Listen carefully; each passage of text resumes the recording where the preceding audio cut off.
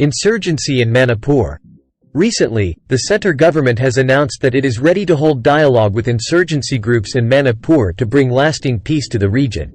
1.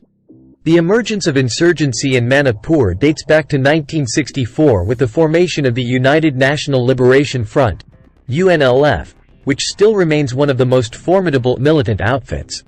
What are the reasons for rise of insurgency in Manipur? 1. Forced merger. The rise of separatist insurgency in Manipur mainly attributed to perceived discontent over alleged forced merger of Manipur with the Union of India and the subsequent delay in granting it full-fledged statehood. While the erstwhile Kingdom of Manipur was merged with India on 15 October 1949, it became a state only in 1972. 2. Rise of militancy. The later years saw a slew of militant outfits being formed, including the People's Liberation Army, PLA, People's Revolutionary Party of Kangalipak, PREPAK, Kangalipak Communist Party, KCP, and Kanglay Yawal Kana Lup, KYKL, among others.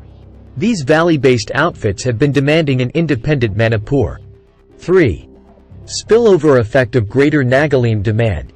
The Naga movement in neighboring Nagaland spilled over into Manipur's hill districts with the nitrogen monothiocyanate IM controlling most of it while pressing for Nagalim, Greater Nagaland, which is perceived in the valley as a threat to Manipur's territorial integrity. 4. Valley Hills conflict. While the hills account for 9/10 of Manipur's geographical area, they are sparsely populated, with most of the state's population concentrated in the valley.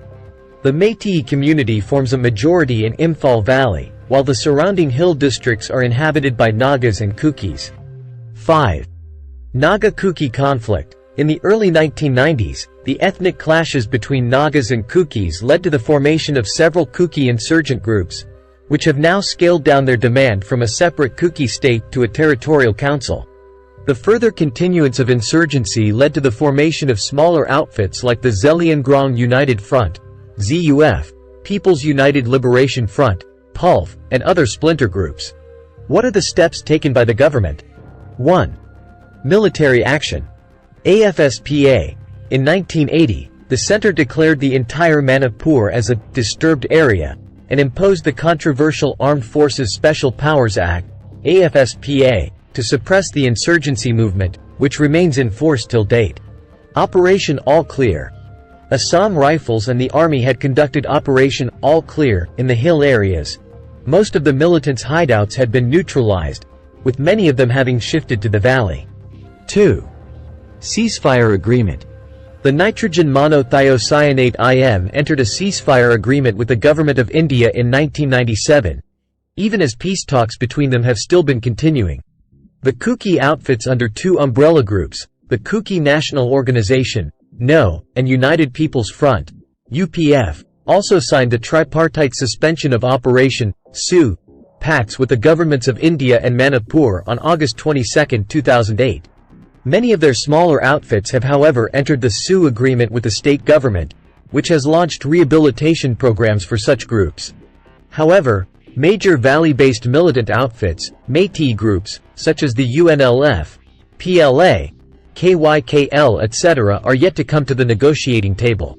What are the challenges in restoring peace in Manipur? 1. Many conflicting demands. The central government's approach of a peaceful settlement with the militant outfits has proved counterproductive. Since the demands of many of the outfits conflict with each other, any conventional agreement with one group becomes a cause for agitation by other groups. 2. Proxy groupings. Given that peace talks are on with the insurgents groups, there has been a tendency for the groups to continue the armed rebellion by another faction, with merely a change in nomenclature or by forming a new group. 3. Politician-insurgents nexus. The nexus between the politicians and insurgents and criminals adds to the woes of the state. Some of the outfits operate as criminal gangsters thriving on extortion, kidnapping and contract killings. Nonetheless, miscreants take advantage of the unrest and extort funds, disguising themselves as insurgents. Besides, most of the security issues are politicized by the political parties to gain mileage for vote banks by enhancing controversies. 4. Border state. Manipur being a border state, with a porous international border in a hostile jungle environment, the inflow of arms and trans-border movement of insurgent outfits who rely on external countries for training and other required logistics support are continuing. Way forward. 1. Good governance. Good governance needs to be instituted in the state through a transparent government, fair judiciary system, respect for the rule of law, and the provision of the minimum basic amenities like hospitals, schools, police stations, etc. There is a need for political sincerity coupled with proper distribution of funds for the development of the state, both in the valley and the hills. This should be followed by economic development through government, semi-government and private entrepreneurship participation. 2. Border management. Before initiating any kind of counter-insurgency policy operations, the Indo-Myanmar international border needs proper management. 3. Engaging with people. The connectivity and intermingling amongst the diverse communities of Manipur with mainland India should be made more effective to encourage national integration.